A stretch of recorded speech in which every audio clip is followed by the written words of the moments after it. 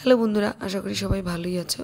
আজকে আমি শেয়ার করছি তোমাদের সাথে একটা সিম্পল বাঙালি থালি রেসিপি, যেটাতে রয়েছে আমাদের বাঙালিদের সবথেকে প্রিয় মাছ ভাজা এবং মসুর ডালের রেসিপি।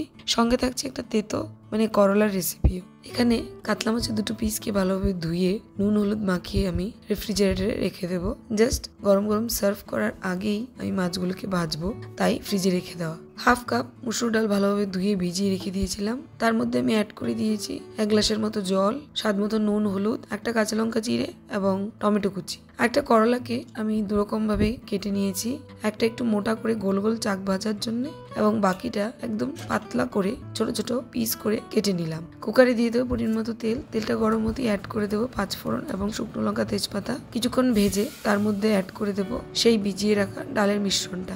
ঢাকা লাগিয়ে মিডিয়াম ফ্লেমে 2 থেকে 3টে হুইসেলের জন্য অপেক্ষা করব। এদিকে আরেকটা বাউলে কিছুটা পরিমাণ জল নুন অ্যাড করে তার মধ্যে করলাগুলো দিয়ে মিডিয়াম ফ্লেমে কিছুক্ষণ বয়েল করব। একদম নরম করব না, হালকা সেদ্ধ করব। ডালের হুইসেল চলে এসছে। কড়াইতে দিয়ে দেবো পরিমাণ মতো তেল।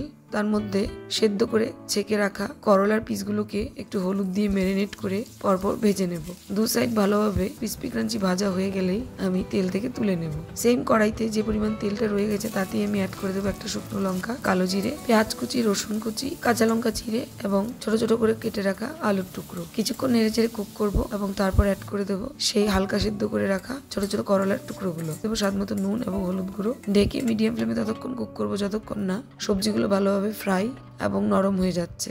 এবার একটা ছোট্ট কড়াইতে দিয়ে দিয়েছি কিছুটা পরিমাণ তেল। তেলটা ভালোভাবে গরম করব মিডিয়াম ফ্লেমে। তারপর ম্যারিনেট করে রাখা সেই মাছের পিসটাকে আমি ভাজার জন্য তেলের মধ্যে দিয়ে দেব। গ্যাসের ফ্লেমটাকে মিডিয়ামে রেখে আমি ঢাকা দিয়ে মাছটাকে এপিট ওপিট উল্টে ভালোভাবে ক্রিস্পি করে ভেজে নেব। কুকারে ঢাকাটা খুলে দেখছি ডাল সম্পূর্ণরূপে সেদ্ধ হয়ে গেছে।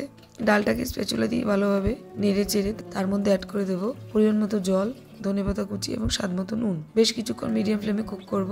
তারপর গ্যাসের ফ্লেমটাকে অফ করে কুকারটা ঢেকে রেখে দেব। তৈরি হয়ে গেছে আজকের সিম্পল একটা বেঙ্গলি থালি, যেটাতে আমিষ নিরামিষ দুটোই আছে। মাঝে মধ্যে এই সিম্পল থালিগুলো আমাদের যথেষ্ট তৃপ্তি দেয়। গরম গরম সার্ভ করব। ভাতের মধ্যে দিয়ে দেবো একটু পরিমাণ ঘরে তৈরি করে রাখা ঘি, কাঁচা লঙ্কা এবং সঙ্গে দিয়ে দিচ্ছি মাছ ভাজা, করলা ভাজা, করলা আলুর চচ্চড়ি এবং মসুর ডাল। আশা করি বন্ধুরা এই সিম্পল থালি রেসিপিটা তোমাদের নিশ্চয়ই ভালো লেগেছে। ধন্যবাদ।